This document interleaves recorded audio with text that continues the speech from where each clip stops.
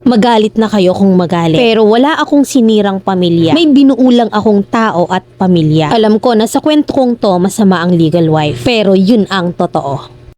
Alam ko naman na sa legal wife ang simpatya dahil kabit lang naman ako. Yes, I know that and tanggap ko yon. Na yon ang tingin niya sa akin. And yes, in-stress niyang malala yung ex-wife. Dahil kasi sa kanya, pinalayas ang partner ko at itinakwil lang tatay niya. At sinadya ng babae na magpabuntis dahil alam niyang may kaya ang pamilya ng partner ko. May hasyenda ang pamilya ng partner ko at siya lang ang inaasahan na magpatuloy ng kanilang mga negosyo. At hindi matanggap ng tatay niya na sa murang edad ay nakabuntis ng babaeng hindi kilala at hindi naman niya nobya. Kaya naman ganun na lang ang galit niya sa babae. After nilang ikasal, doon sila tumira sa bahay ng babae. Pero nang maghiwalay sila, nagkasuhan sila ng vowsy sa korte. At nag-advise ang pulis at vowsy na maghiwalay na lang dahil ganun din naman ang kalalabasan ng kanilang pagsasama. Sa last session ng hearing ay hindi na sumipot ang babae. Yun na ang simula ng hindi niya pagpaparamdam. And regarding sa properties namin ngayon, sa akin nakapangalan ang lahat. We answered her blackmail. At sabi ng attorney, hayaan na lang daw namin dahil mauungkat rin naman ang kaso nila dati pag ginawa yun. At matagal siyang nawala at wala kaming alam tungkol sa kanya. Dahil lang umuwi man lang sa pamilya niya ay hindi niya magawa. Wala siyang history na umuwi sa kanila for 9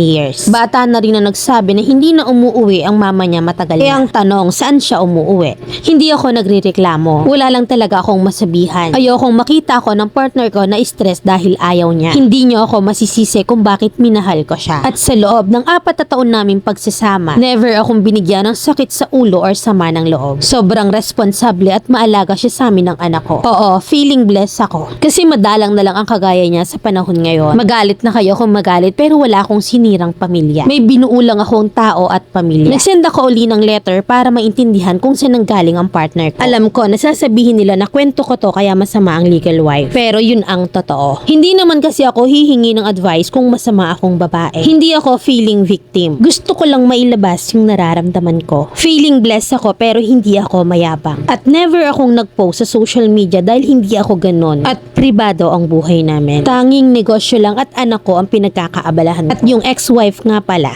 nakilala niya sa bar. At ang update sa partner ko at sa ama niya ay okay na sila. At kami ang nagmamanage ng ibang negosyo ng pamilya niya. Only child siya at lalaki at lumaki din ako sa negosyo ng pamilya ko. Maraming salamat, Mami Len. Letter sender, Hana ng La Union.